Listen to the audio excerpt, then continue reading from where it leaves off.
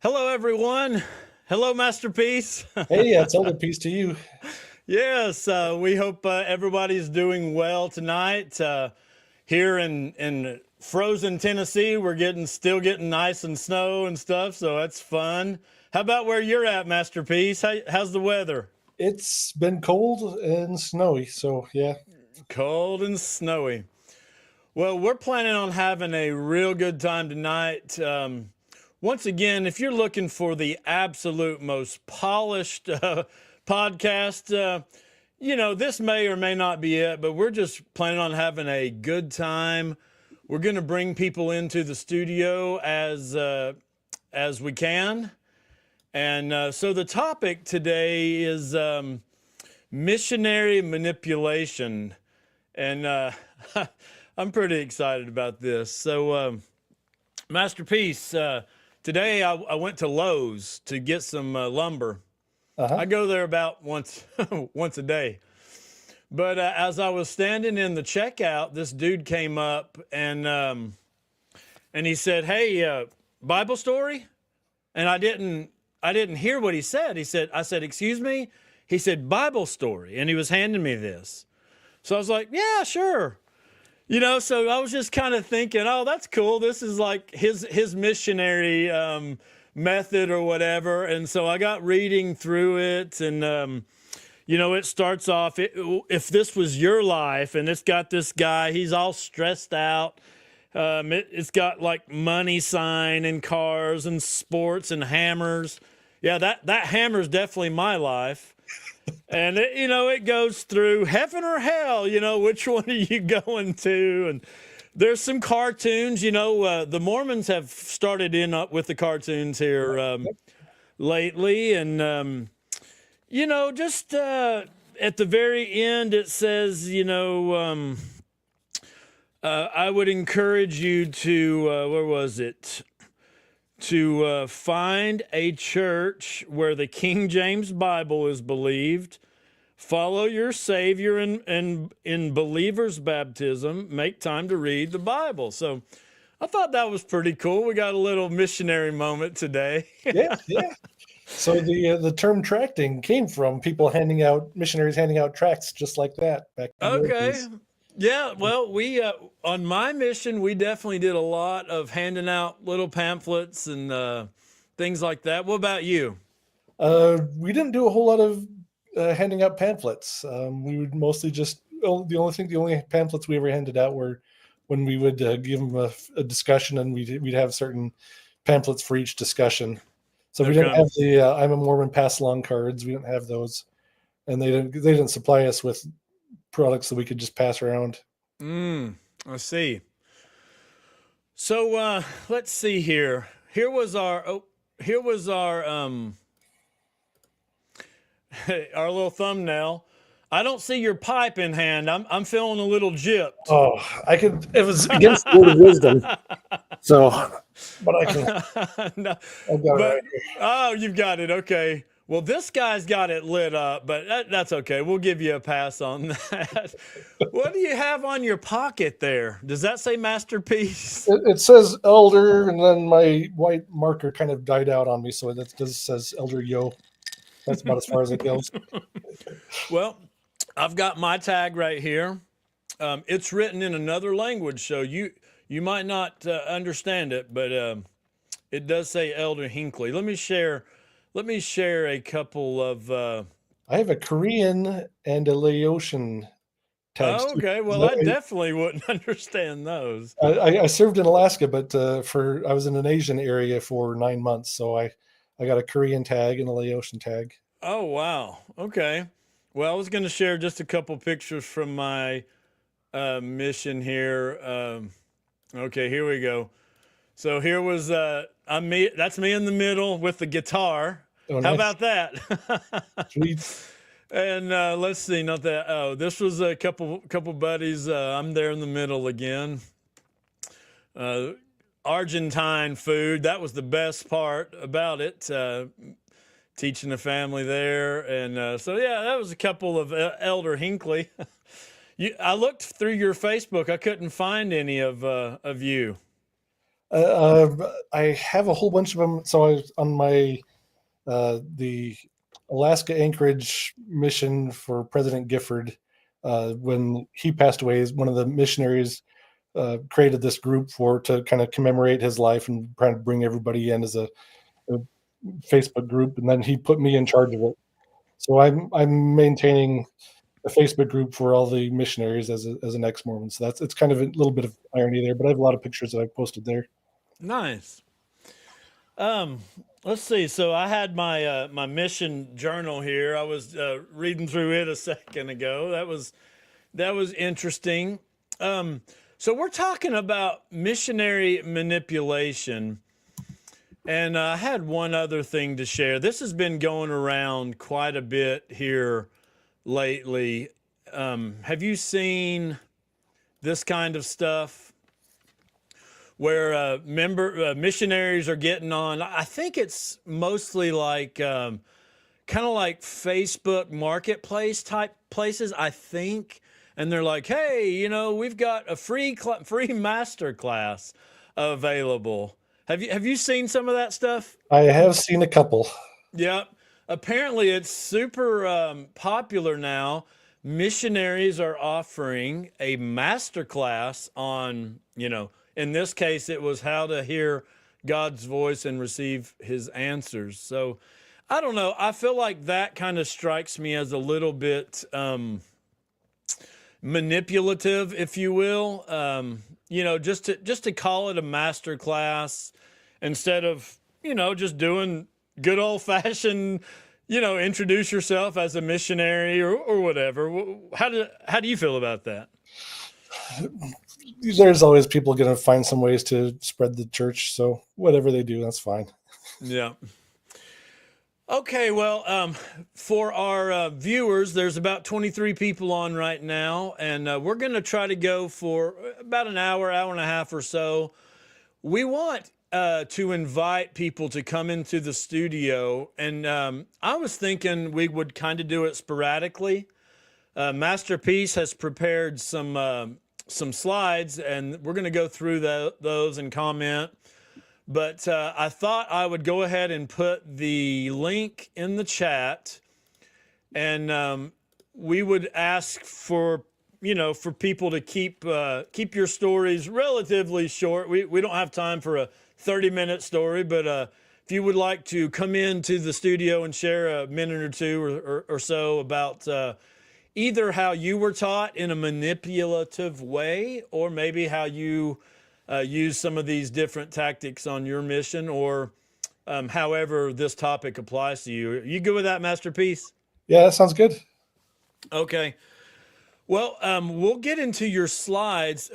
One thing I didn't see in your slides, and maybe I'll just go ahead and bring it up first, is so my daughter is, I don't know if she's in the chat, but I think she's listening. But so her husband got baptized about a year before they got married. So we went through all the lessons and everything with him. Super great guy. And so she got on my post when I was advertising for this, and she said, "Well, how does it count if girlfriend was the one doing the manipulating and also girlfriend's dad? That would be me." But that brings up the whole flirt to convert. You've heard that before, Master Peace? Yeah. Yep.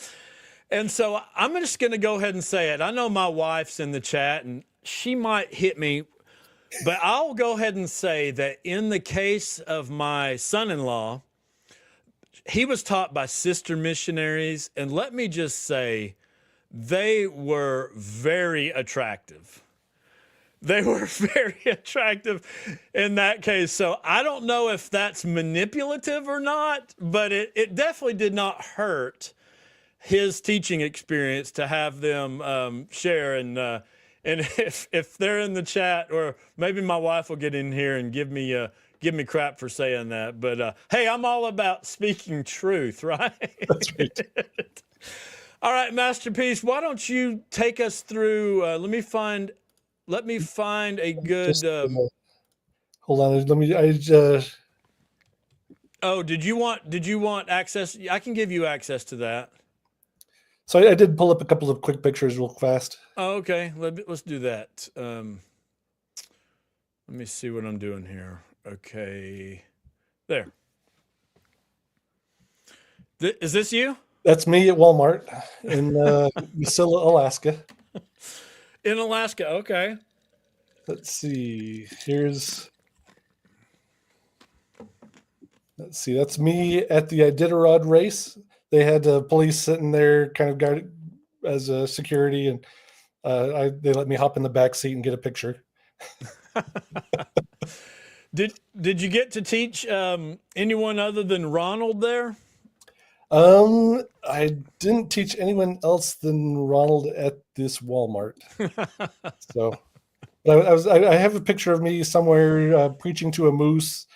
Another one preaching to a dog. So I found a scripture that said, "Teach the gospel to every creature." So I use that as kind of my theme for a lot of these pictures, trying I to love it. teach everyone. Tracy's in the chat and she says, is that Wasilla? Yes. Alaska is where my missionary is from, the one that had taught her and participated in her baptism and things. So Oh, nice. Yeah, I was there from 95 to 96. nice. 95, 96. Yeah, those 2 years. Well, you look like a fine chap there. You haven't aged a bit. I got a little bit of a facial hair now that I should have worn the same tie. I still have the same tie. This is one of my ties for my mission. So the jackets I don't have anymore, and the pants I blew through all of them. But yeah. All right. You want to take us through the slides, Masterpiece? Absolutely. Let me switch to the other tab. And as he's doing that, you can join voice only, audio only. If you're laying in bed like I was last night listening to Dave and others, you can also join with camera, or you can leave a comment. We also have some other comments from these posts to bring up later. So, all right, Masterpiece, take it away there. All right. So this is what I grew up with. This is the commitment pattern from the Missionary Guide, where we have this process where we're trying to guide the people through whatever the process of getting baptized. So we're doing some preparation. We build relationships of trust. We do a little BRTing. So we're just kind of shooting the breeze, kind of getting to know the people a little bit, and just kind of let them know that we're normal people and not some weirdos. Right. This is what I'm familiar with. We called it el modelo de compromiso. Okay, great. The commitment pattern. And so we'd come up on the porch and we'd look for something, oh, you have a guitar. Oh, I play guitar. Oh, you have, 5 fingers. So do I, whatever. You try to have some sort of something in common. As far as this goes, I have to mention this. So when I got married 6 weeks after I got off my mission, and this commitment pattern was drilled into my head. Oh, yeah. Prepare, invite, follow up, resolve concerns. Well, so the invite was always a will you question. Like, will you read the Book of Mormon? Will you be baptized? Will you, whatever. Well, I tried this shit on my wife. It's like, honey, will you cook that the thing that you cooked the other day, or will you? And she's like, don't try that stuff on me. Well, so another part of it is it's like resolve concern. So it would be like, you would say, okay, will you come to church? And all right, let's do a little role play here, Masterpiece. I'm the missionary. I got the tag. All right, you have some concerns. All right, so I'll say, will you come to church this Sunday? Oh, I've got a fishing trip with my friend planned for Sunday. Okay, so what you're telling me is you have a fishing trip planned. See how I repeated that? That's Yes, important. yes. Okay, what do you think you could do to solve that problem, Masterpiece? I think the easiest way would just be to come to church next week. So what you're saying is you could go ahead and just come to church next week? Well, the week after, I'll go fishing this week, but maybe I can Oh, go to okay. church next Well, week. I support you in that. So, anyways, it's like repeating what they say and making them feel like it was their idea. And then I support you in that. And, so all of these kinds of things. And my wife was like, she swore me a few times. She's like, I don't want to hear that crap anymore. Okay, so yeah, well, I'm familiar with this and the memorized lessons. That's what you had as well? Yeah, we had the 6 lessons we memorized. It didn't give us like a strict dialogue of everything you're supposed to say, but you're supposed to memorize all the topics and all the scriptures involved with them. Yeah. So we would never have our lesson manuals out during the actual lessons unless you're like a greenie and you're still learning them. Okay. So to help others feel and recognize the Spirit, those are things like prayer, reading scriptures, testimony, singing a song. We went to we had a big Tongan and Samoan presence there, and they had a big luau in the chapel or in the gym one night. So they had the belly dancers up there, and we're there watching the belly dances. And like, I think we found a 6th way to feel the Spirit.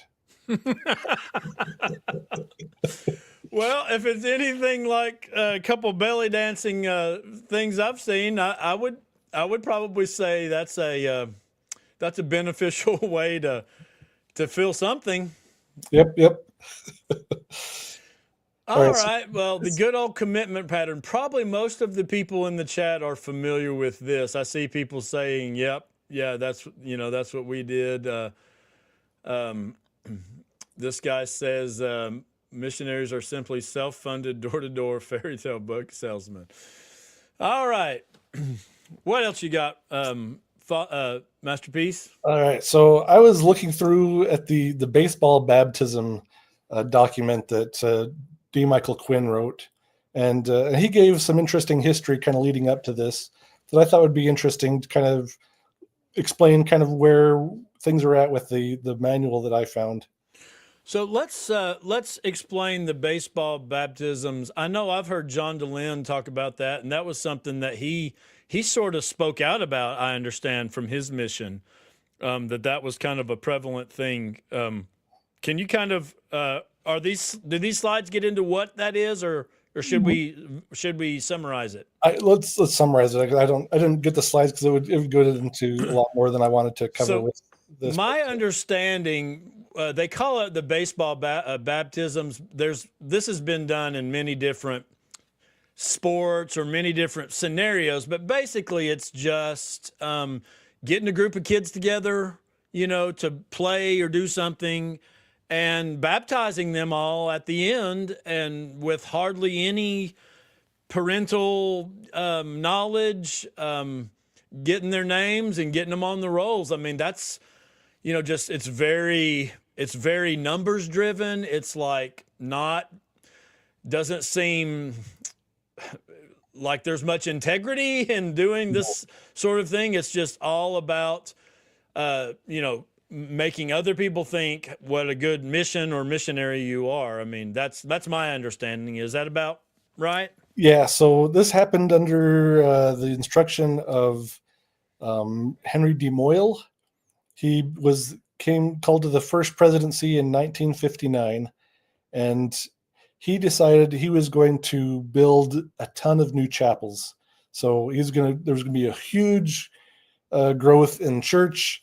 He wanted a whole bunch of young boys getting baptized because a lot of the converts were women, single women. So they needed, and there weren't enough men, so they were going to be marrying non-members. So he's like, well, okay, I'll design this plan. We'll get in tons and tons of young boys, get them converted.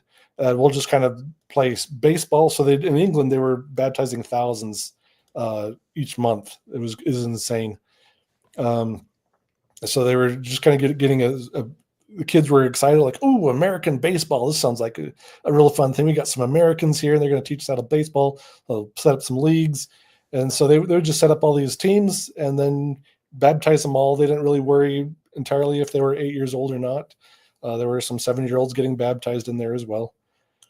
Hmm. In America, in the southern states, Mission, Texas area, Quinn also talks about people getting on buses with missionaries and going down to the Gulf Coast of Mexico, and they would play in the water and baptize them there. And then they'd tell them, hey, you can come back again next week if you bring a friend and we can baptize them too. So they were doing all this in Texas there. South America was bad with similar things. Tokyo Mission in Japan was really bad with they had all sorts of schemes set up, and it was really just awful. Michael Quinn went into England like 1962, so he's there at the aftermath of all of this. And so they have all these thousands of kids that have been baptized. Nobody knows who they are. They're on the records, and the only way to remove them from the records was to excommunicate them.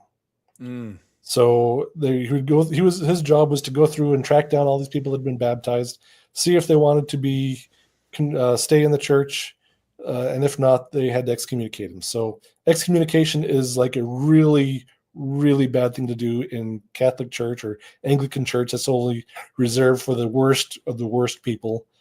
So here are these parents, or the Exmos in Mormonism, or the ones that speak out that become Exmos. yeah. So here you have Anglicans and Catholics there in England, and they've parents find out their kid's been baptized without their knowledge, and now they're getting excommunicated, Mm. and that pissed them off so bad. There was the church has never really recovered since then. The bad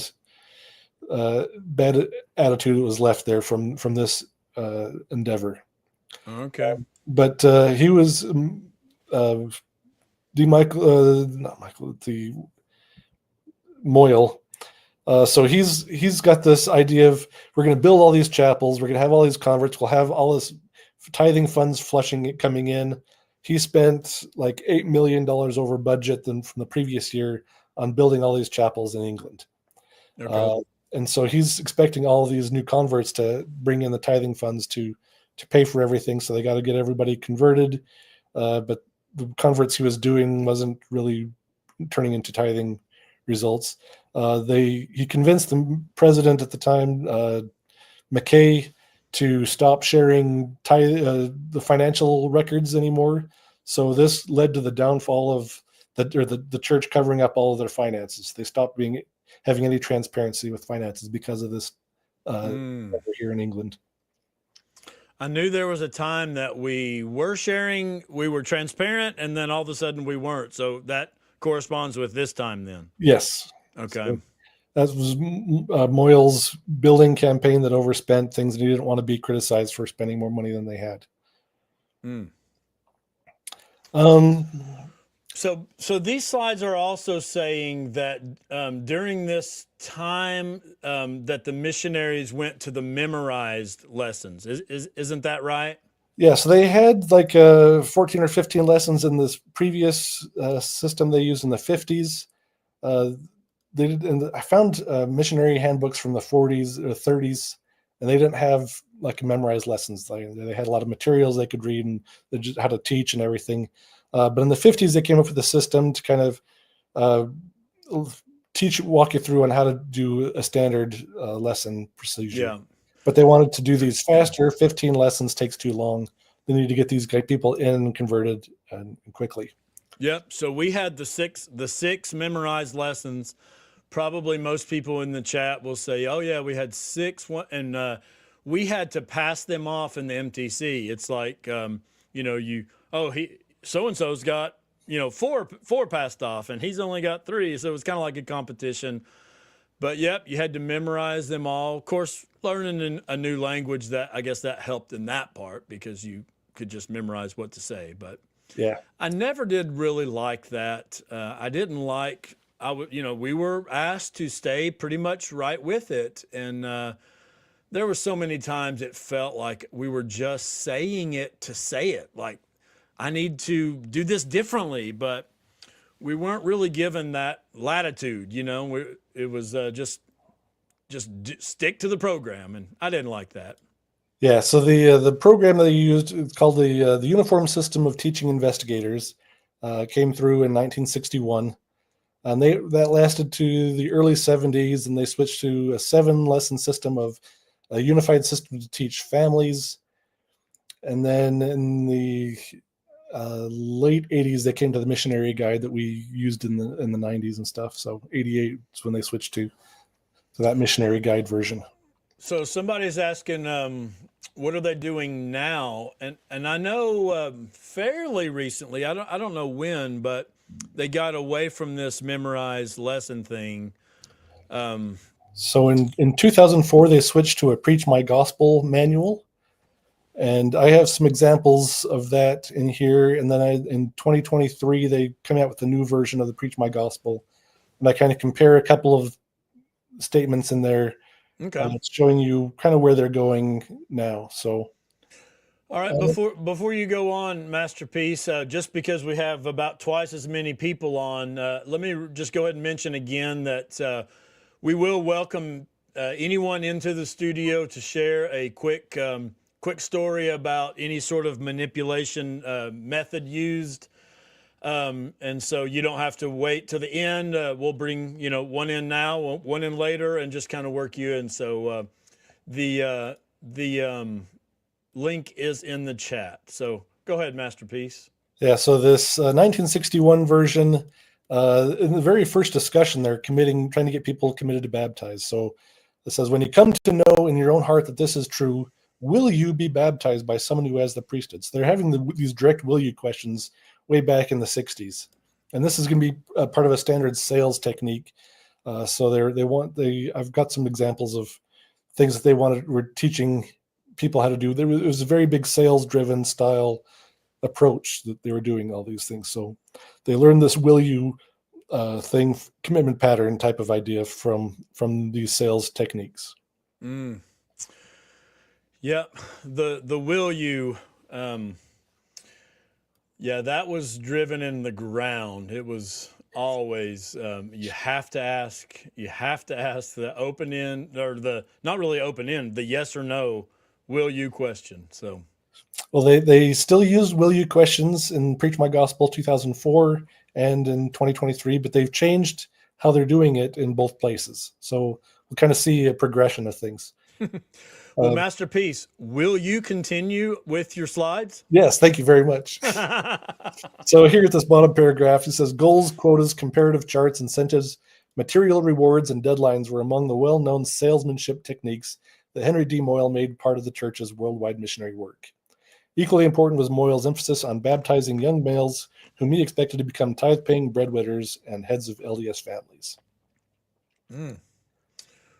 So Songs in the chat had said that MLMs got it from the missionaries. Oh yes, absolutely. Now, that is one thing I have noticed.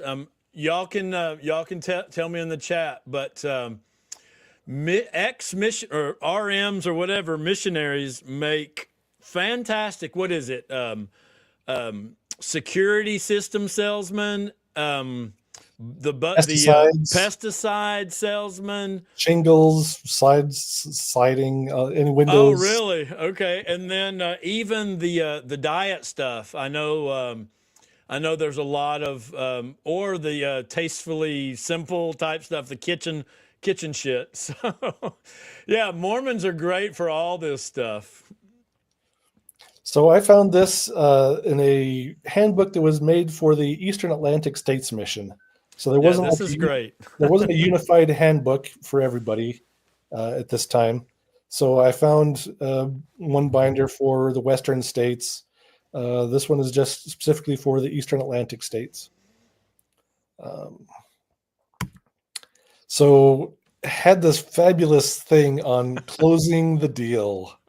I love this. This makes it very clear that this is definitely a sales process, and they're going to teach you some sales techniques and some very manipulative ones. So we have point out that baptism is never a mistake. Go ahead and get baptized. Nothing bad will happen from it. You can always if you regret it later, you can always just do something else. But nothing bad will ever happen because you committed and got baptized.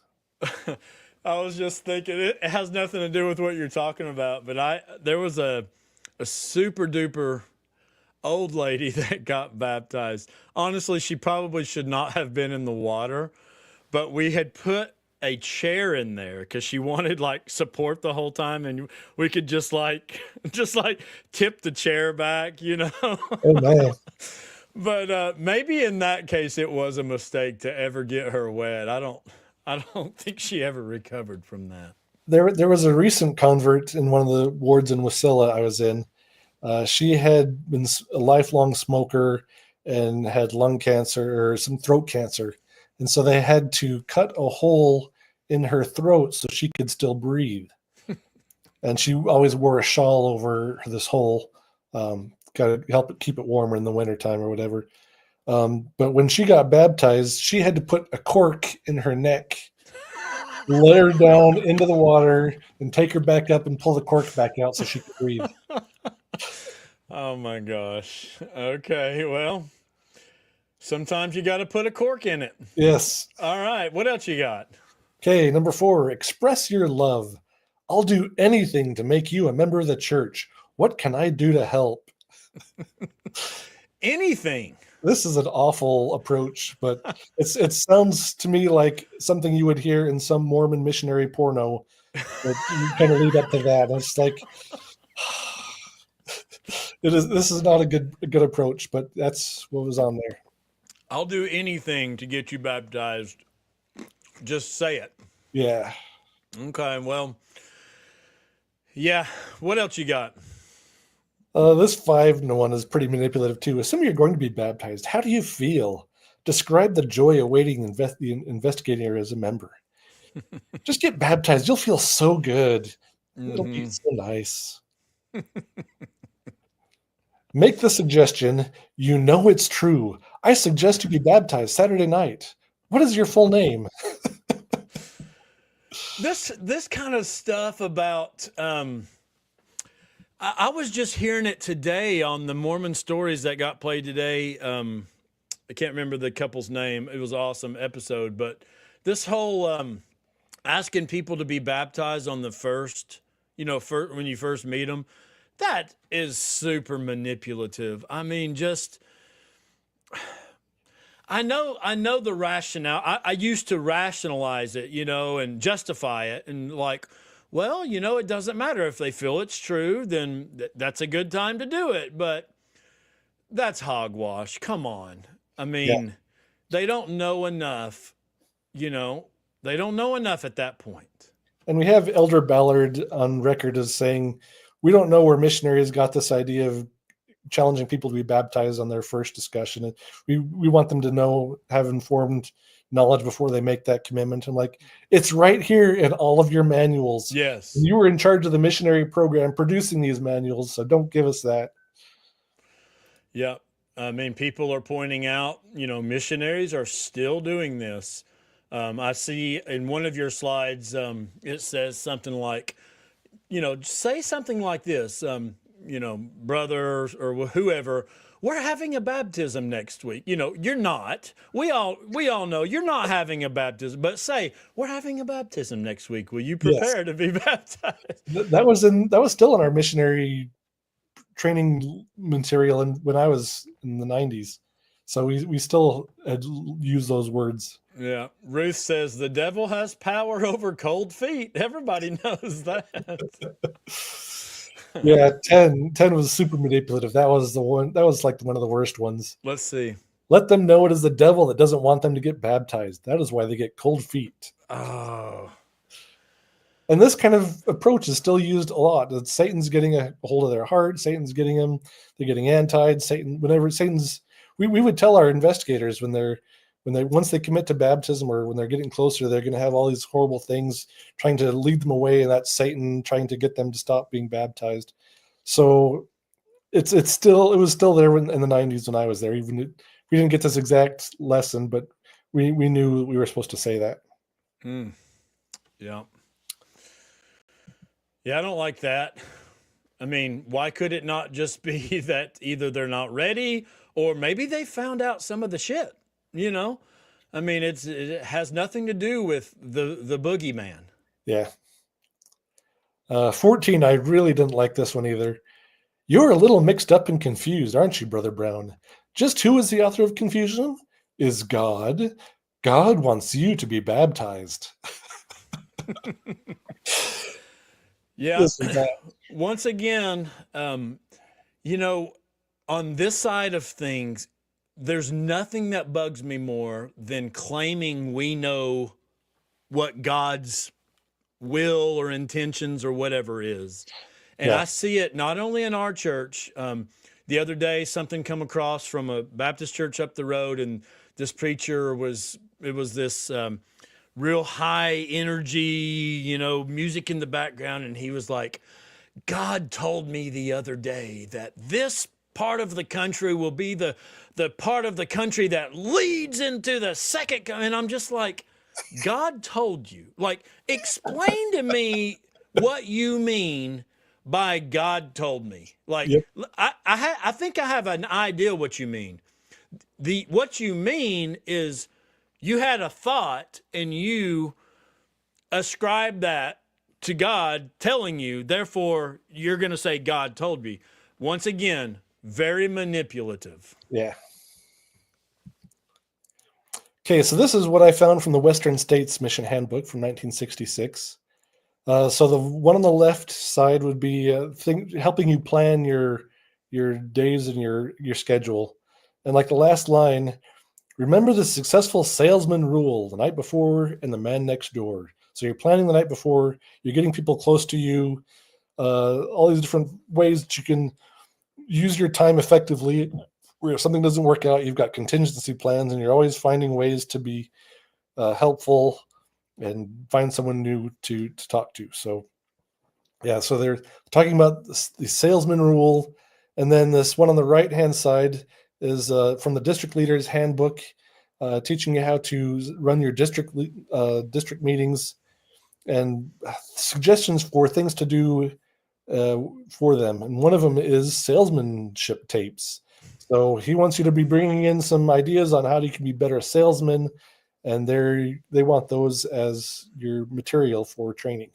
Mm. I think the church has gotten away from calling themselves salesmen, haven't they? Yes, they have. Well, we've come a long ways since 1966. So this is a sales technique from the Missionary Guide in 1935. Hold on before you go. I'm going to Okay. use the commitment pattern on our 51 viewers. Will one of you come into the studio and share 2 or 3 minutes of one of your examples of manipulation? We'll see if that works, Masterpiece. All right. All right, go ahead. So here they want this idea of obtaining a yes response. So when you're talking to somebody at the door, if you ask them a question and they say no, there's a whole different attitude and emotion that comes over them. So you don't ever want them to say no to anything. So they want you to ask all your questions in a way that they will say yes.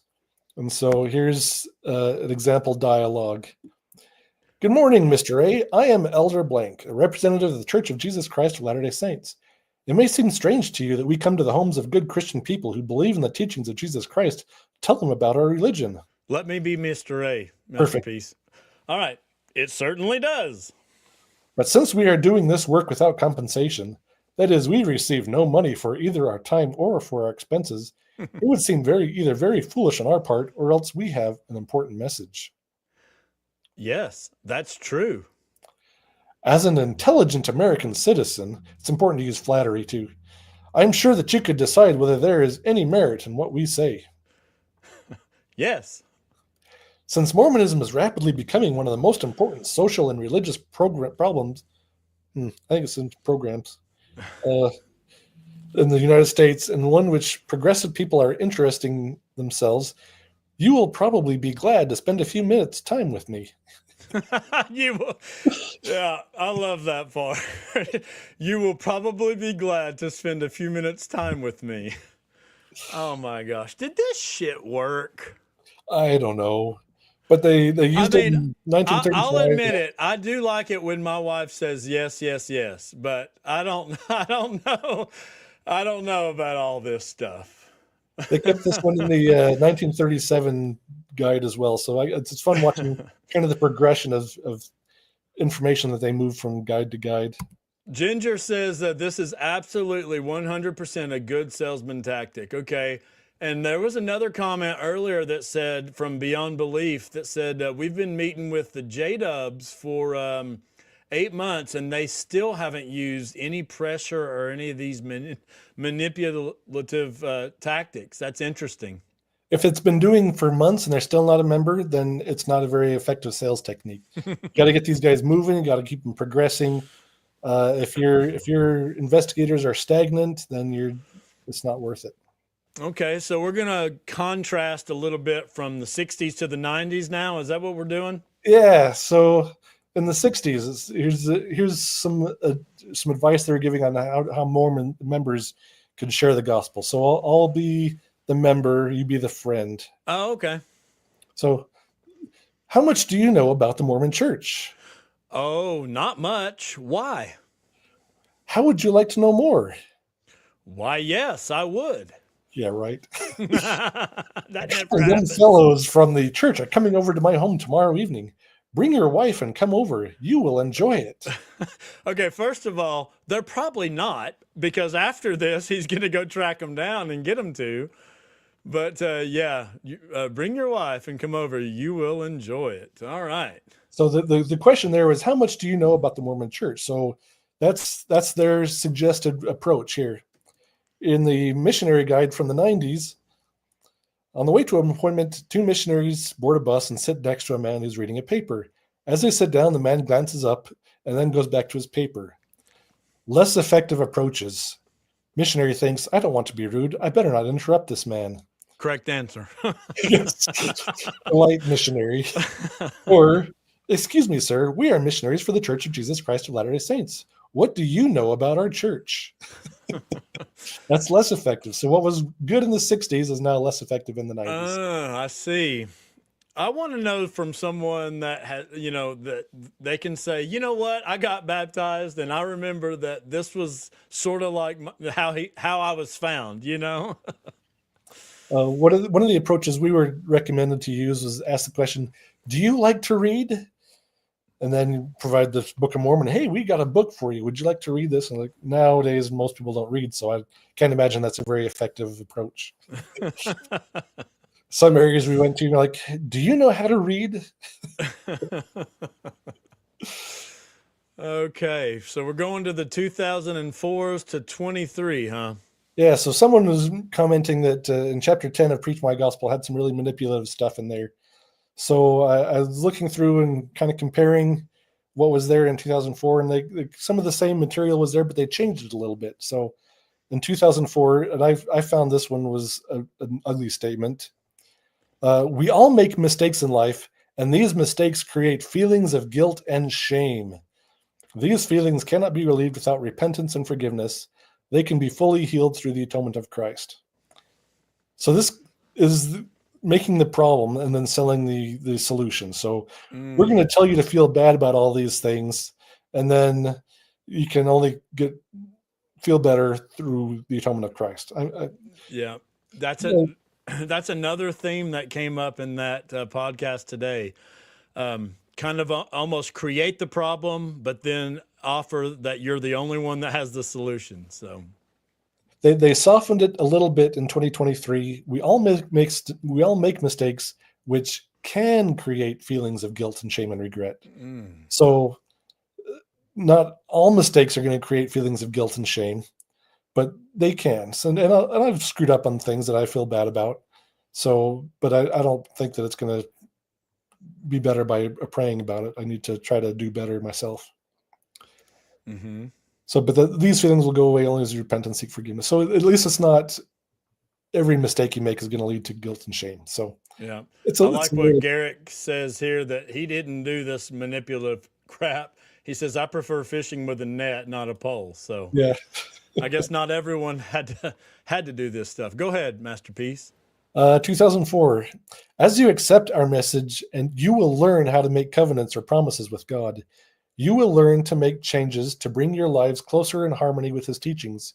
You will want to follow the teachings of Jesus Christ and be baptized by proper authority. Telling them what they will want, huh? Yes, yes. Okay. So that's I found that one not very productive. No, I don't like that very much. 2023, you will learn how to make changes in your life and follow Jesus Christ and his teachings. One essential teaching of Jesus Christ and the first covenant we make is to follow his example and be baptized by proper authority. So that's not as manipulative in telling people what they're supposed to feel. Okay. Well, we're moving in the right direction. Yeah. It's a lot better from the 60s, better Right. better from the 90s, better from 2000s. Yeah. So, Masterpiece, you remember when I did the commitment pattern a second ago? Yep, yep. So I have some people coming to the studio. So let's work some of those in here. Let's welcome Carly to the studio. Hello, Carly. Hi, how are you? Oh, doing great. It's so good to see you. I've chatted with you a little bit, but I've never seen your pretty face. So welcome. Well, thank you. It's so great to talk to you. Awesome. So, do you have some examples of manipulative techniques that either you have used or maybe have been used on you? So my mission president trained us to be very manipulative. We were in southern Brazil, and everything I've seen you guys go over seems so cordial and proper. Like, Okay. really, like you're talking about, like you're in like elite sales tactics. Our mission president just told us to go to the poorest communities and find like the most desperate people. Mm. And he would actually assign leadership just based on baptism numbers. And I later found out that our sister training leader had such high baptisms because she at least one time, probably more, promised poor people a microwave if they got baptized. Oh my. You get a toaster if you come open this bank account. But I totally remember like some of these things are going over, like, as you learn the gospel of Jesus Christ, you will want to be baptized, and I didn't even realize it at the time. Like, I was just some naive 19-year-old. I didn't know that I was being trained to be like a sales. Oh wow. So yeah, I've heard of the baseball baptisms, but I've never heard of the microwave baptisms. That is interesting. Did she follow through and make sure they got the microwaves? I think she did. I think she was from a pretty well-off family, and she would just use her own money to get people what they wanted. Oh That's boy. awesome. That goes back to I will do anything it takes to get you baptized. What can I do? Yeah. Where was that mission at? Curitiba, Brazil. Okay. Very I don't like that. No, it's not good. My husband served in Micronesia, so he was on an island called Pohnpei, and he would have people in his mission who would bake cakes. And he would, anytime it was somebody's birthday, he's like, I'll make you a birthday cake. And it was like this big, like a big American thing, like so special. So he would convert people by making them American food. Oh, wow. Well, they say there's no quicker way to a man's whatever than through his stomach. So. Yeah, what I realized, like watching the things that you guys were going over, is I think that that's a big reason why so many returned missionaries, they come home and they go directly into summer sales, because they've been trained so well on these fast closes and overcoming objections. The church really does a good job. Yeah, they do. Yeah, that's true. And I saw on one of our comments on one of the posts that somebody said, hey, don't knock it. I've been making a lot of money since my mission on sales. So yeah, my husband went into real estate. He did the Vivint sales. He's done all sorts of sales because he got really good at it. Okay, well, I guess it's not all bad. And I will admit that if my wife's listening, she would agree, I am a pain at a car lot. Like when I start to sense that I'm getting these tactics and techniques used on me, I shut it down. I'm like, dude, no, don't start with me on that bull crap. Yeah, I noticed that too. I'm like, no, I'm just gonna walk away. Yeah. Carly, unless you're busy, I'd love to just leave you in with us, and we'll let Master Peace continue on with the slides. Is that okay? Yeah, that'd be great. All right, Master Peace, what else you got? All right, let's see. So here's how the will you questions work in the gospel, Preach My Gospel 2020 or 2004. So the commitment invitation takes the form of a will you question, which requires a yes or no response. Invitations should be specific, direct, and clear. They invite or lead people to decide on a course of action. They require them to make commitment, exercise faith. Okay. The examples follow by beginning of a promise and a testimony.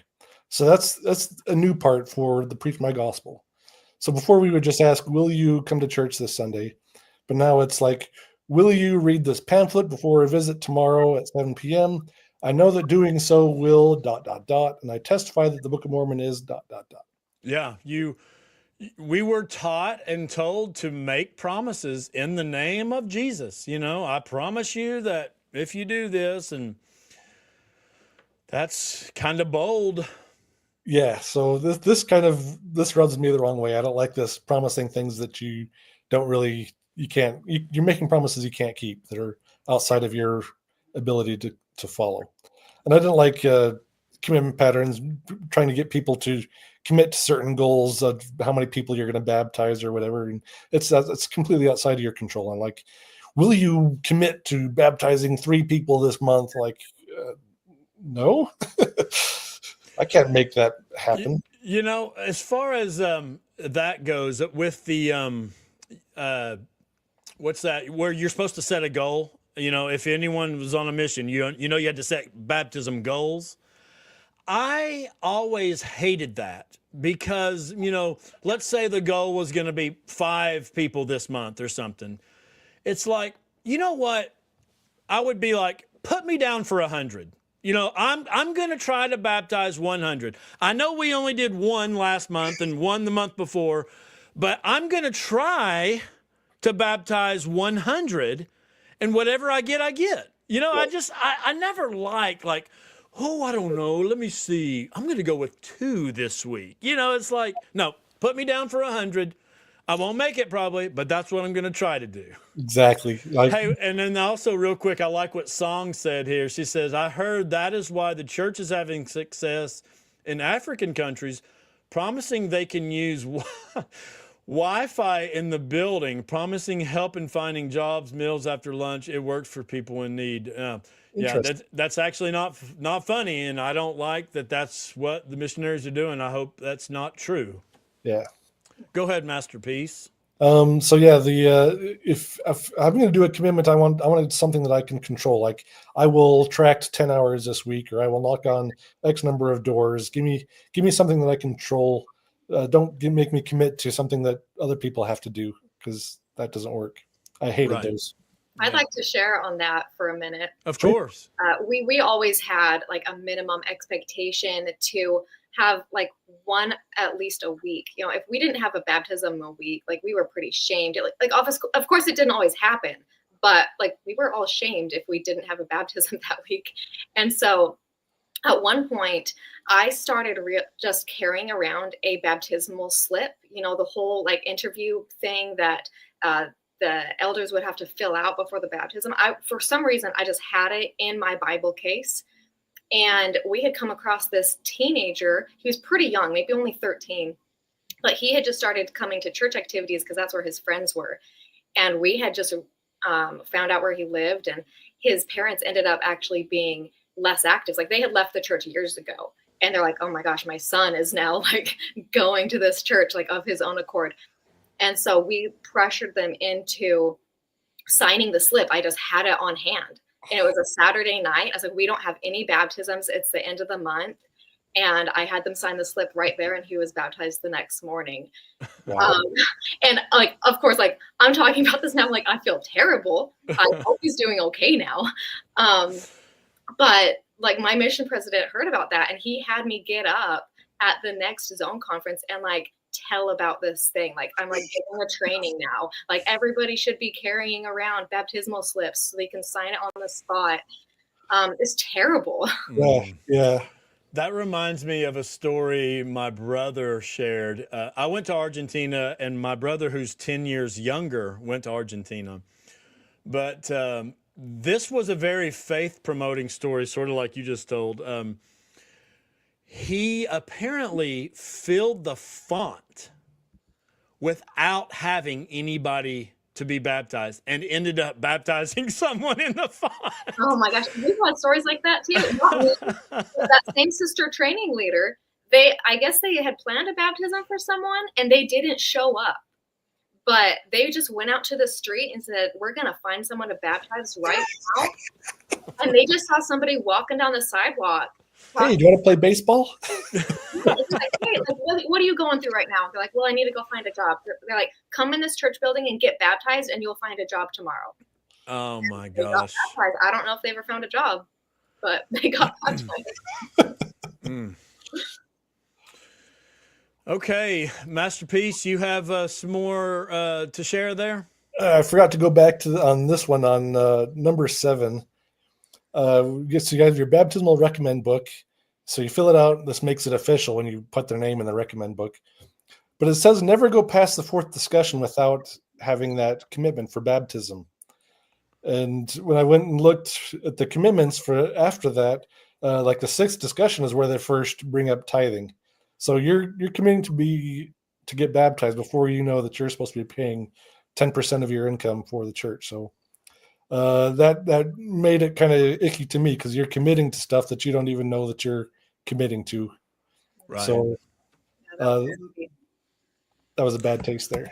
So the faithful reasoning to that, we all know what they would say, and I've went down this road a lot of times on the other side of the coin here. But the faithful side is, look, okay, same thing with the word of wisdom. Let's say they smoke, right? Well, you haven't taught about that yet.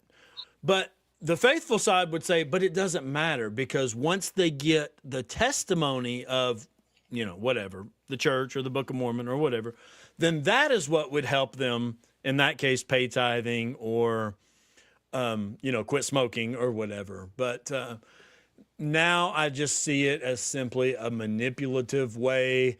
They've already made a date, and maybe told people about it, and they got the social pressure involved for that, just like going through the temple for the first time. Yeah. So okay, go ahead, Master Peace. 2023, Preach My Gospel. We still have the will you questions, but we no longer have the promises that come in there as well. So example is attending church provides a time and a place for you to worship God and feel His Spirit. It can help you become part of a supportive community to make changes to be closer to the Savior. Will you come with us to sacrament meeting this Sunday? So we no longer have kind of this testimony or the invite and then the promise and then the testimony. We have here's the benefit towards it. Will you do this because to get this benefit type of thing? It's a little bit better and less manipulative. I kind of like this a little bit more. Yeah. Is this in the first lesson? Because I remember, I don't know if this was actually in Preach My Gospel or just Mission President's standard, but to always give the baptismal question at the end of the first lesson. This is chapter 11 in Preach My Gospel. It's on how to be a better teacher, I think is what the chapter was called. I can't remember exactly what it was. Okay. I remember there was a time we had this golden family. The whole family had gotten baptized. It was amazing. And then she had invited her niece to come and listen to a lesson. So we were teaching her the first lesson, and we were supposed to give the baptismal invitation at the end. And she was young. She was maybe 15. And I was like, if you find these things to be true, would you commit to being baptized like next Sunday or whatever? And she's like, well, I'm not really sure. Like, I really want to learn more, experience more, like in the church. And the lady who had already been baptized a few months earlier, she's like, listen, it's okay. Like, they're not going to tell you that you have to be baptized right now. But I'm like, my mission president was in my ears. I'm like, actually, you do have to be baptized if you want to go to heaven. I'm so sorry. All right. So that was the informational portion. I've got a whole bunch of comments from people that have posted on these posts that I've made. If we've got anybody else that wants to jump in and share their stories, otherwise we can just kind of go through some of these stories from the comments that I found. yeah, I'll post the link one more time, and if anybody wants to come in and share a quick story. But yeah, there was a lot of good stuff in just the comments on some of these Facebook posts. You want to walk us through a few of them, Masterpiece? Yeah. I remember being told Satan always tries to stop you getting baptized. I wasn't a missionary, but I said the very same thing to my boyfriend. So, yep, it's still going on. It'll go on for a long time. I think these will always be there. Fear and intimidation. That whole, if you don't want to get baptized, it's Satan talking to you. You don't want to follow Satan, do you? You know, I haven't thought of old Satan since I stopped going to church. That's funny how that works, isn't it? Yeah. There's always some supernatural force trying to get you to do things, either to do the right thing or to do the wrong thing. You're never making your own decisions or having your own thoughts. It's always some good or evil force trying to get you to do stuff. As long as it's not used in a manipulative way, that's all I'm getting at, you know. So this was a guy who was training in the MTC. So they had a language of faith program who was teaching in the early 90s. Instituted at the MTC to train missionaries to use active and positive language in discussions. This is where they were say, you will be baptized instead of would you be baptized? And I know the gospel is true and I know that God lives instead of I believe that God lives. So I was teaching there at the time. My young friend was fired for refusing to teach this method. And I was transferred from the teaching the young missionaries to the senior missionaries because I was vocal against it. The program was eventually abandoned in the mid-90s. So if anybody has ever heard of this language of faith or remember being taught about this, so I was in the MTC in December of 94. I don't remember a whole lot of this kind of thing being drilled into us, but it might have been there. Something that reminded me of, so for one month or maybe one transfer, I think it was either 4 or 6 weeks, I had a mini missionary companion. So that's basically someone that's not a full-time missionary, but just used for a short amount of time, 4 or 6 weeks or something. And I had him, he was an Argentine. And the interesting thing about him, he was a new convert. Matter of fact, he wasn't even a Melchizedek priesthood holder. Oh, wow. And so there was a couple times like I would give a blessing and I would do both parts because my companion couldn't participate. Yeah. But anyways, the interesting thing about him, there's one thing that's a shame on my part. And he was very, he had just come from another church, I don't know what church it was, but he was a new convert. And when we would do our companionship prayer, it was Senor this and Senor that and Senor. He would say Senor, Senor, all over and over in his prayer. And this idiot right here, after the prayer, I said, whatever his name was, I said, thanks for that prayer. However, when you say Senor, translated, that means Lord. And I said, who are you talking to when you say Senor? Are you saying Lord meaning Christ? Because I was trying to correct him and say, when we pray to Heavenly Father. Do you see what I'm getting at? I was trying to, but here's the point. It was the most sincere and heartfelt and longest prayer, sincere and heartfelt. And I was hung up on, well, you said Senor 50 times instead of, Padre Celestial, like Heavenly Father. Right. And so I was ashamed of that. But the point I wanted to bring up, as far as this whole commitment pattern and teaching missionaries to do this, we were trained to do it. This missionary, he did a lot of this stuff with no training.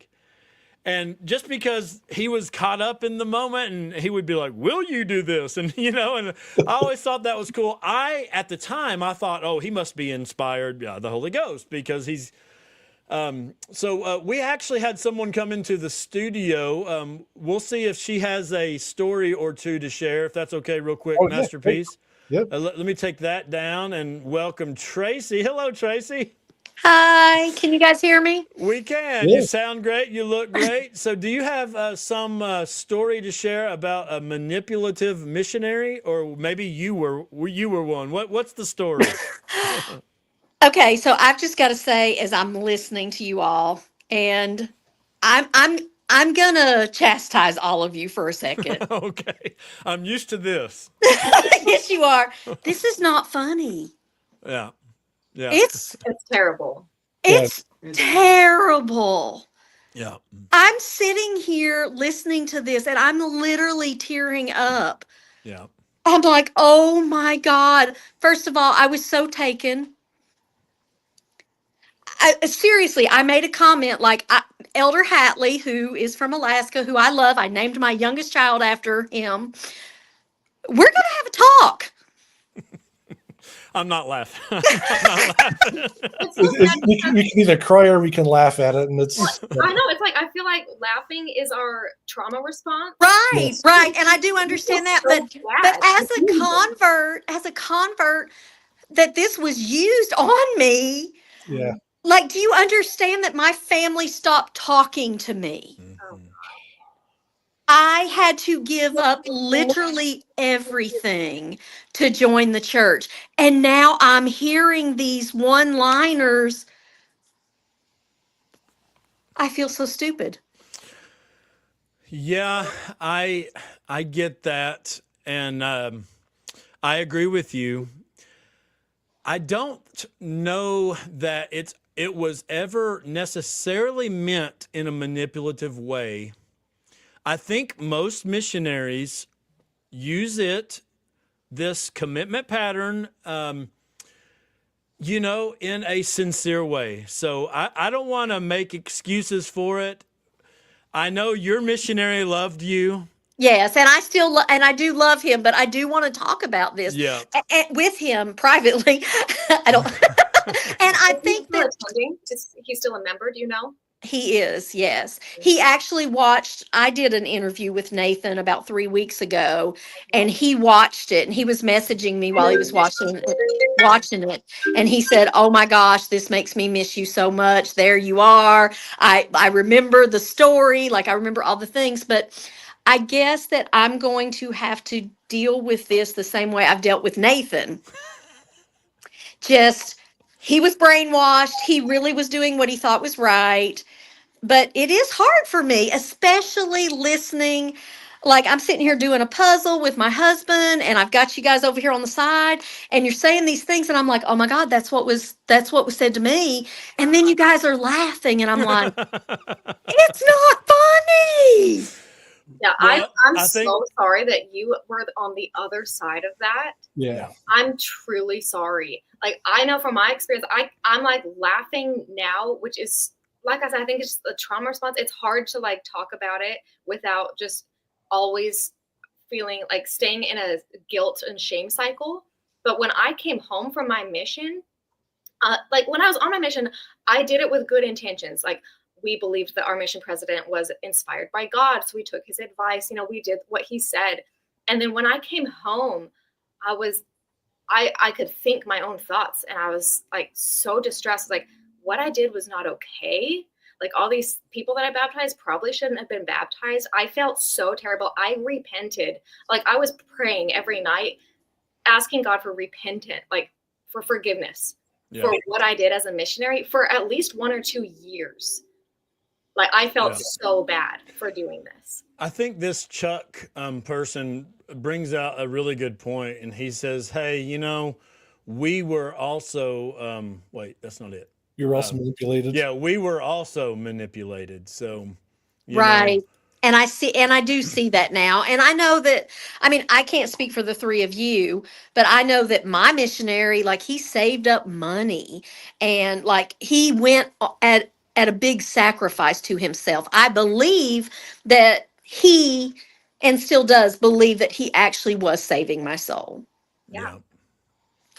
He really did. And people think, like, my mission president literally told us, hey, listen, these people are diamonds. Like, you're not always going to find the golden investigators. But guess what? You can make diamonds. And how do you make diamonds? Like, how do you make a coal diamond? Pressure. Yeah. Pressure. Pressure. Yeah. And we're like, oh, that kind of makes sense. Oh, Terrible. Oh, it's terrible. Can I tell you a funny story? Of course. We'll lighten the mood since I just gave y'all After we got you whooped our hind ends, now you're going to lighten the mood? Go So ahead. I had Elder Hatley and Elder Smith, and at the time I was already having family home evening as a Baptist mother. I would gather my children together. It wasn't on Monday night, but I would gather my children together. I called it Bible time, and I did it every night. We would read the Bible, and we would talk about it, and we would do all these things. So when I was golden, like the missionaries were like, hallelujah, like we can't believe we found her. She's doing everything. Like I remember them calling me a dry member, like I just hadn't been baptized. I was living the gospel, except I drank iced tea. oh. Can't do that. I hope you felt a lot of guilt and shame about that. And so Elder Hatley was pretty cool, but Elder Smith was like, this is our thing. Like, we got to drive this home. And so every time they would meet with me, he would be like, well, I guess he didn't call me Sister Loop at the time. Tracy, now, are you going to commit to stopping to drink iced tea? And I said, yeah, I already told you, like, I won't drink iced tea anymore. That's fine. Not a big deal. And he would just, like, Elder Hatley would be teaching a lesson and Elder Smith would be back like, what about iced tea? I hear but like, I know you were drinking iced tea. And finally, Elder Hatley got so mad and he was like, dude, she's not a flippin' heroin addict. Would you let it rest?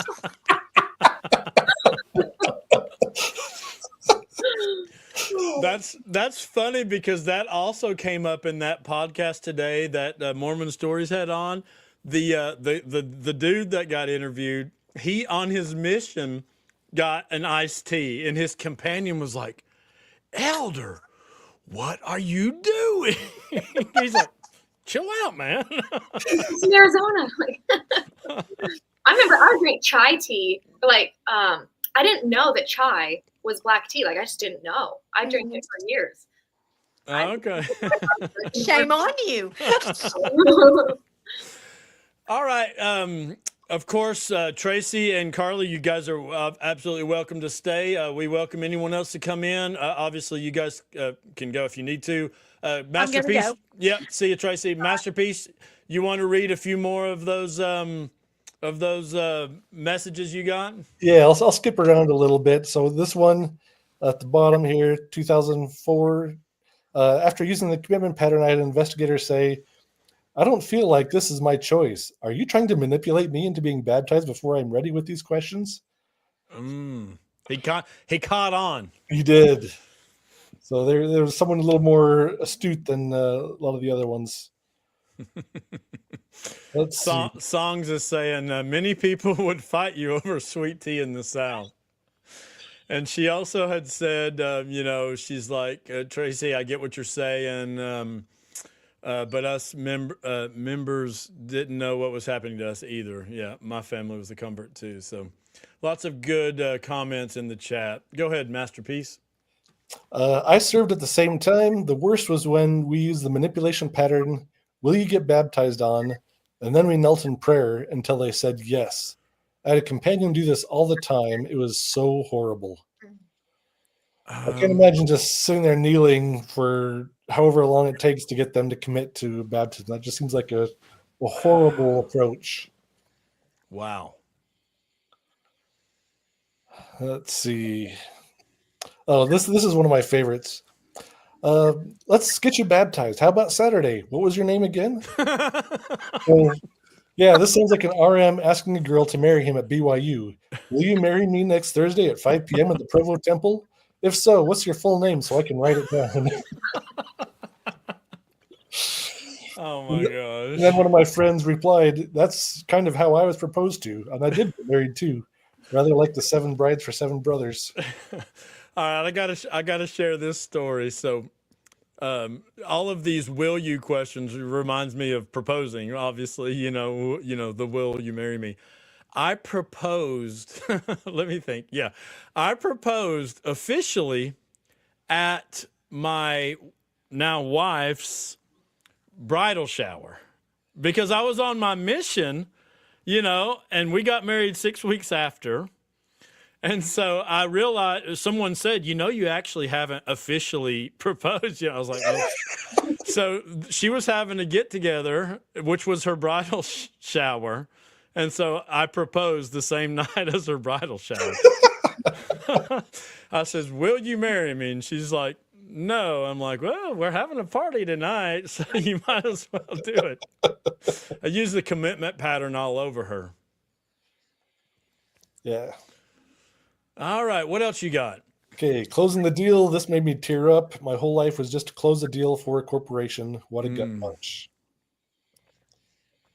So yeah, that's again, like it was said earlier, this was all just a big corporate deal. That missionaries pay to do. Yes. That also brings up the point. I've talked about this before, but when I was bishop, I had a member write a $20,000 donation, and it was for Ward Missionary Fund. And they come up to me after and they said, "Bishop, I want this to go for Ward missionaries, not stake, not general, but Ward." I said, "You got it." Well, I sent it in. The stake president called me and says, "Bishop, this is a pretty sizable donation." I said, "Yeah, it was." I said, "And they want it for Ward missionaries." And he says, "Oh, okay, well, we'll leave it there." It was every month I was having the stake clerk call, "Hey, Bishop, we need to really move those funds." I said, "No, sorry, that's for Ward missionaries." Well, we didn't have anybody go out. And my time as bishop ended shortly after.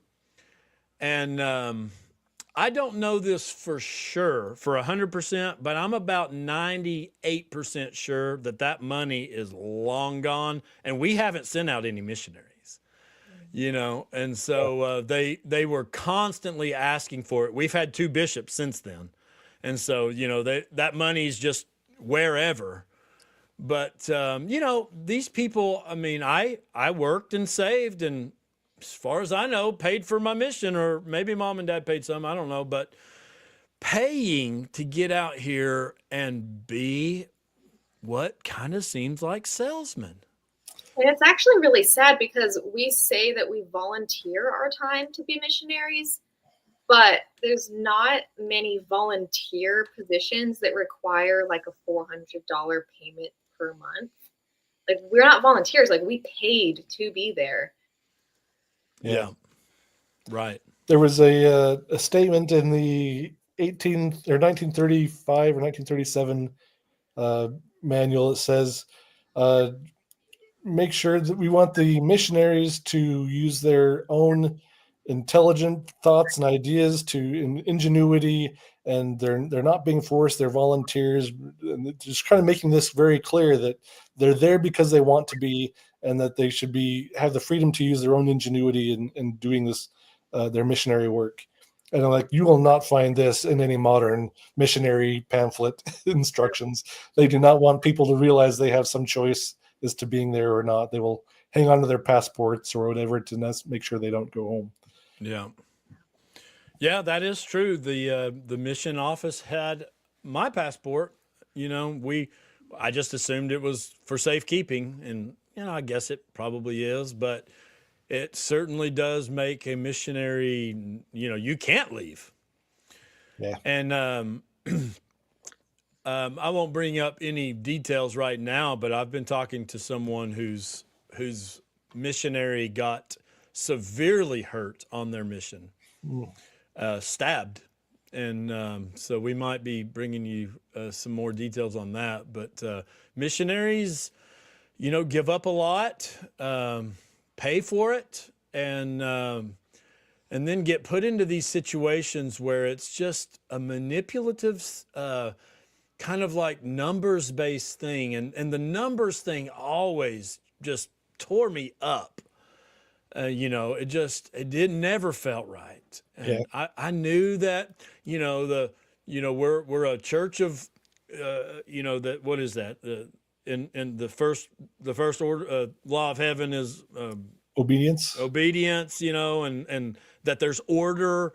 And that's what they would say. It's all about, that kind of thing. But I just thought, no, it's not. It's about control. Now I say it's about control and manipulative, measures to get people to agree to something that they don't really understand what they're doing.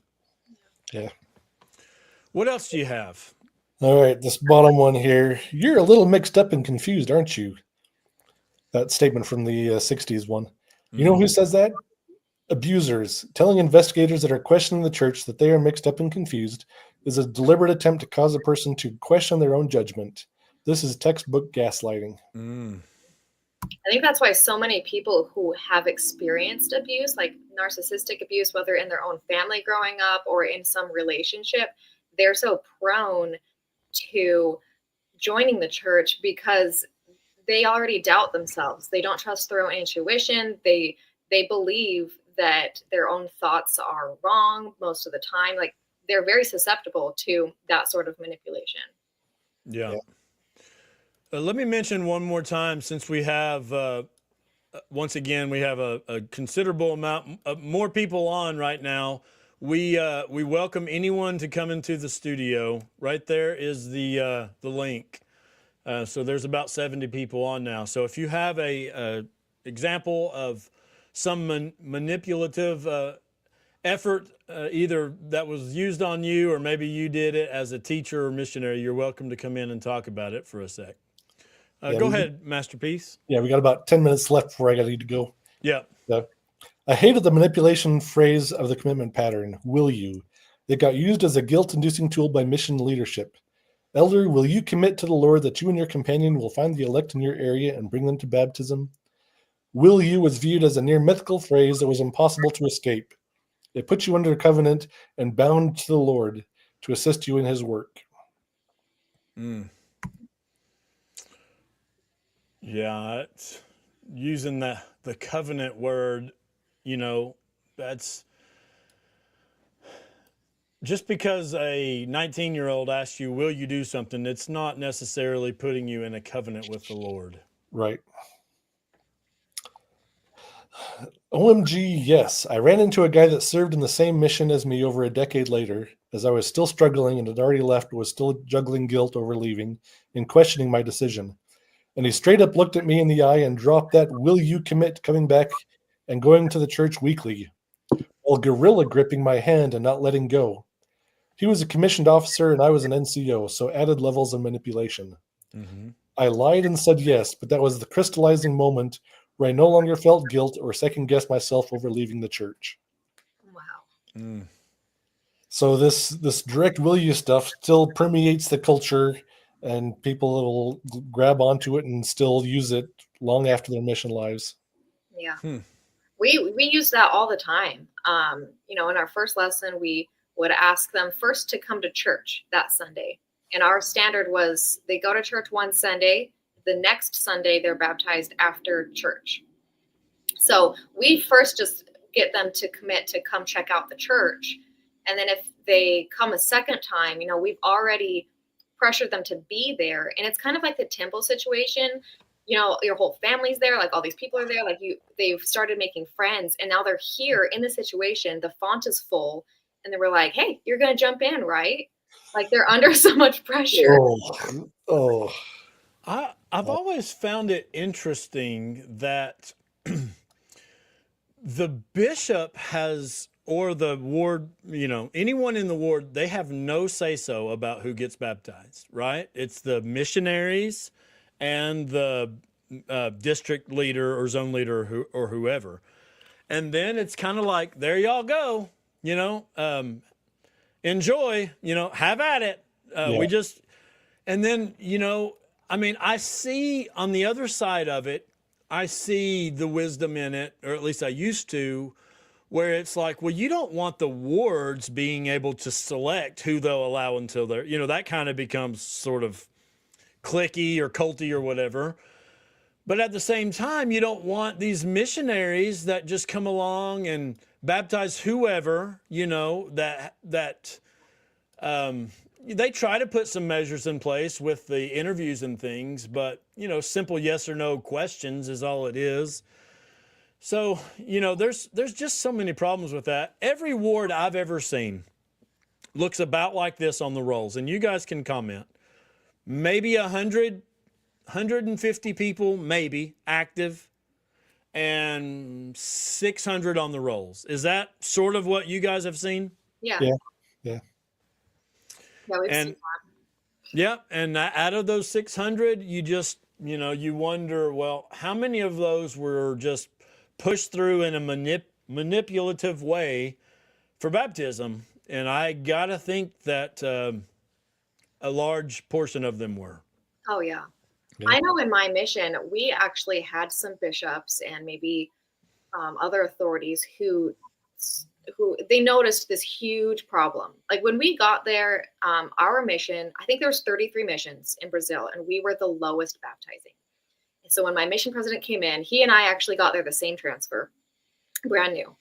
And his goal, he told us all, is that he wanted to make our mission the #1 baptizing in Brazil. So to go from last to first. So we're baptizing so many people not showing up again.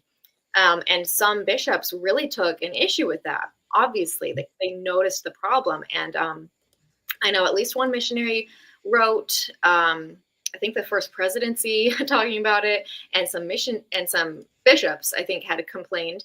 And one bishop in particular, actually, we were sent to this, it's one of the lower baptizing areas in the mission. And my companion and I were there for a while, and we actually found a teenage girl willing to be baptized. It was like some evening during some ward activity.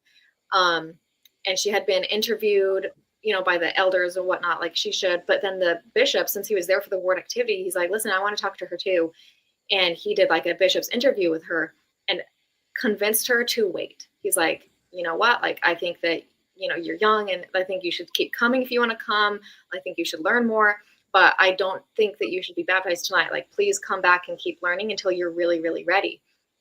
And so he killed our baptism that day. And we were so upset. We called our mission president, and he emergency transferred us that night. Oh my. Wow.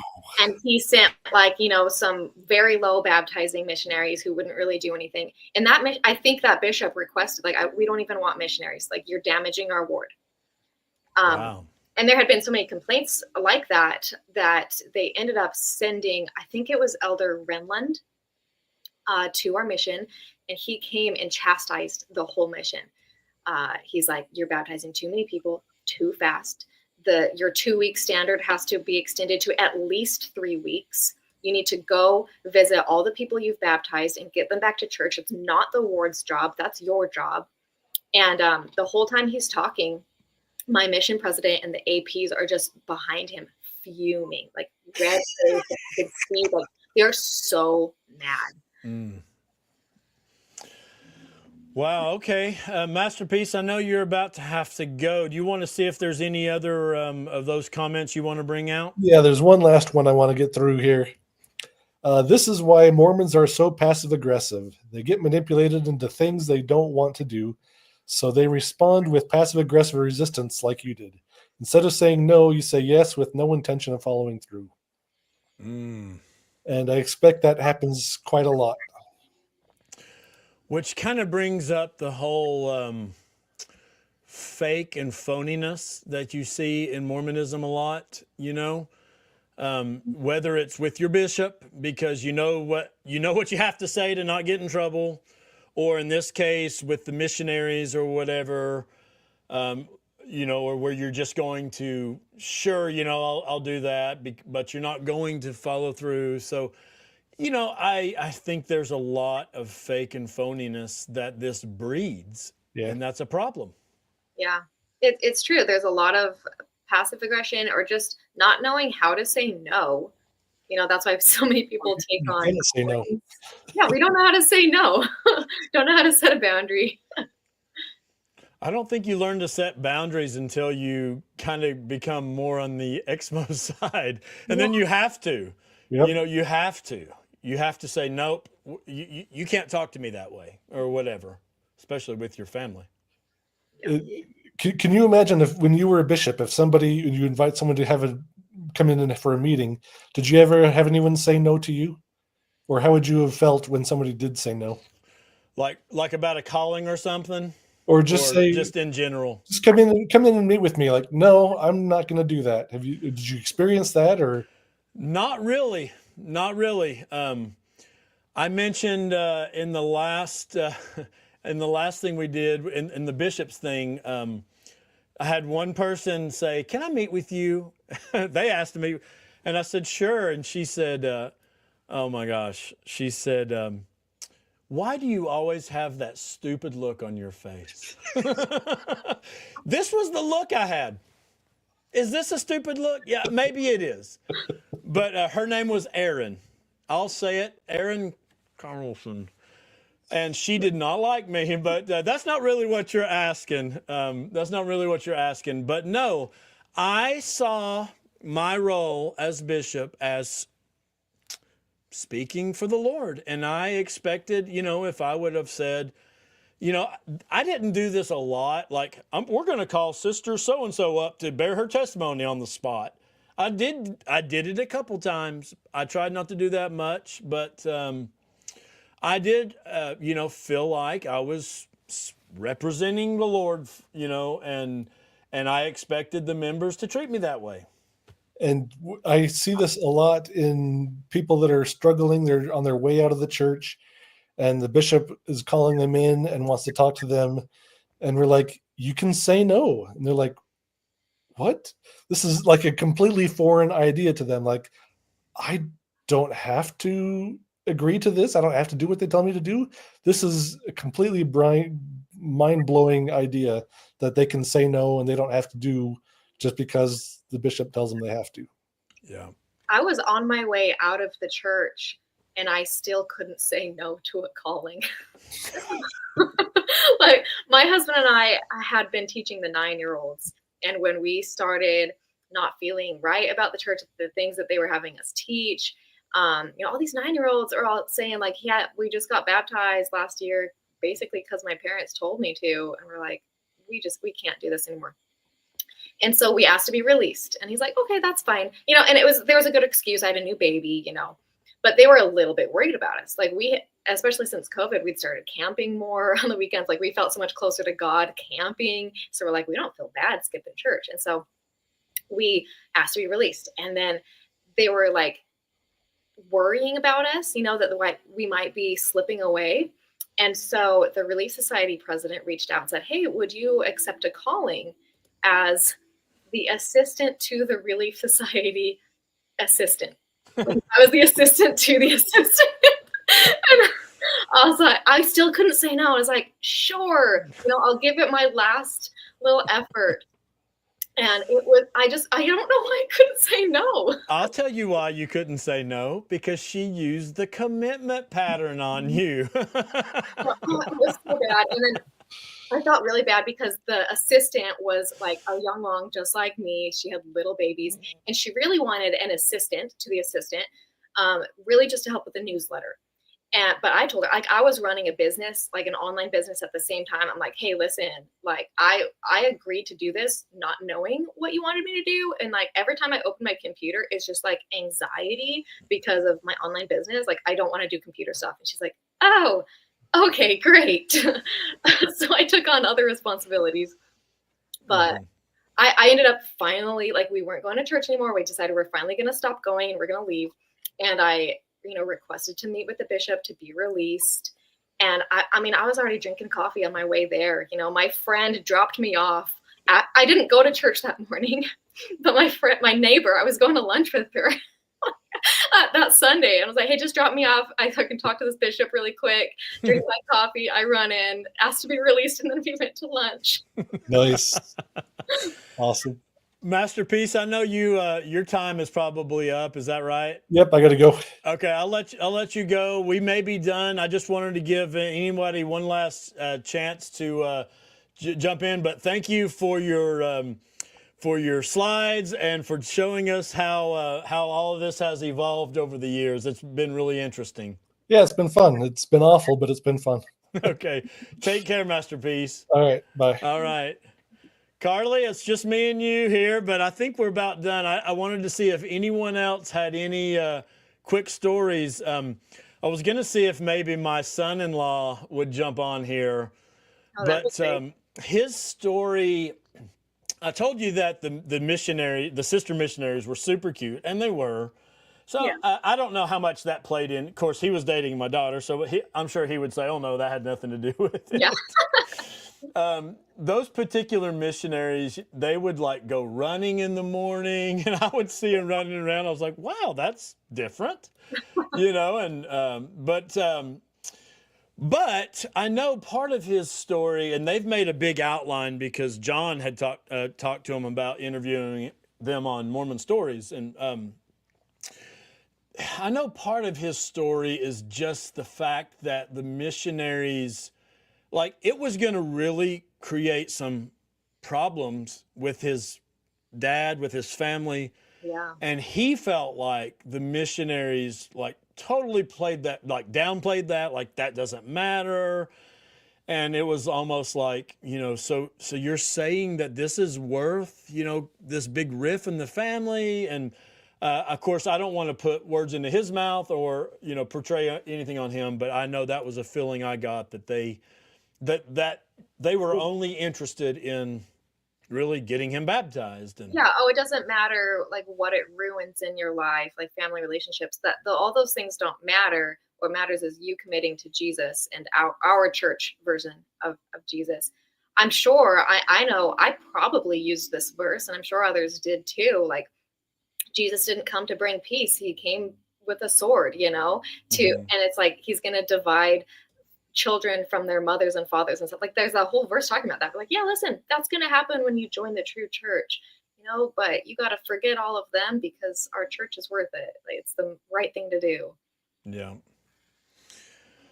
Well, this has been really exciting. So I have a nephew who is currently serving as a missionary. Oh, really? He's in, remind me, my wife, asking her to remind me, he's in a really dangerous place. I can't remember which country it is, but I wish the best for him and all of the missionaries. I enjoyed my time as a missionary. I enjoyed learning the language. I enjoyed learning the culture. We didn't baptize a lot, honestly. I might have put 100 as my goal, but we baptized maybe 10 people. Oh, and wow. And one full family the last week I was there, but mostly it was, single folks. Honduras, is where he's serving. But I wish nothing but the best for the missionaries. I do hope that we can get away from this sales pitchy kind of manipulative thing. And I had both experiences. I had 2 different mission experiences, actually. My first 6 weeks of my mission, I was a visa waiter in Montana. I was too, in Oklahoma. Okay. So, and I don't know what your mission president was like in the States, but I loved my mission and my mission president. He loved us. He trusted us to follow the Spirit and do what was right, like for the people that we were teaching. Like, I pray that there are more mission presidents are like that, and that not everybody goes through these traumatic, manipulative missions. Yeah. I hope that there's more mission presidents like that out there. I hope that we're the minority. Yeah, so my mission president in Oklahoma, well, I was visa waiting. His last name was Ingebretson. Oh, wow. And people would say Engelbretson. They'd put an L in there, and he would always say, "Get the L out of there." That was kind of his joke. Get the hell out of there. He was awesome. I was there over Christmas, and he had like 5 or 6 young kids, young guy. Oh, wow. And I remember he had some cute daughters, and the APs showed up at a Christmas thing, and we were there, and they had dressed up as Santa Claus, both of them. And so all of the mission president's kids were coming up to sit on Santa's lap. And then, it was like the 3-year-old and the 5-year-old. When finally it got to the cute, teenagers or whatever, and they were like, "Stop. Yeah. Don't come any closer," and making a big deal out of it. It was hilarious. Oh my gosh. So he was great. I loved him. I got to Argentina, and I had a mission president, and he actually called me out on my Facebook.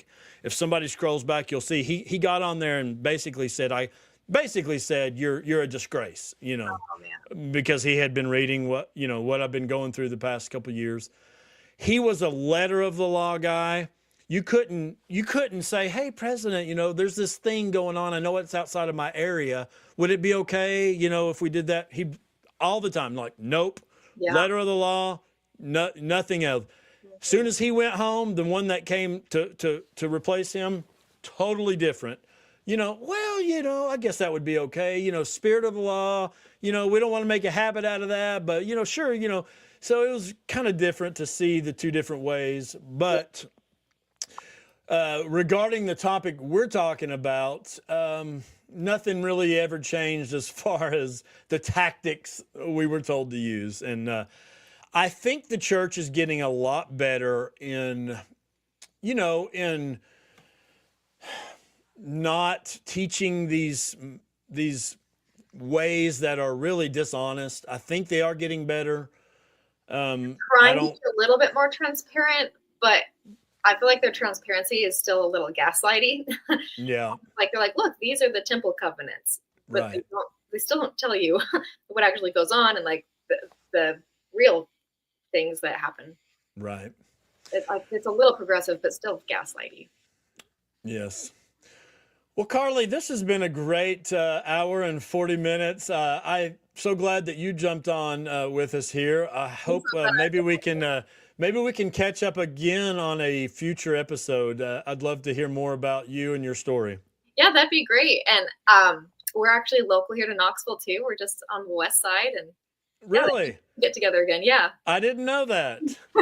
I didn't pick it out in your voice. I didn't sense any accent. Well, we moved here, life crisis and everything. When we left the church, we were living in southern Utah. And we got out of there, and this was our final destination. Okay. Well, I might teach you a few slang terms then as we go along. That'd be great.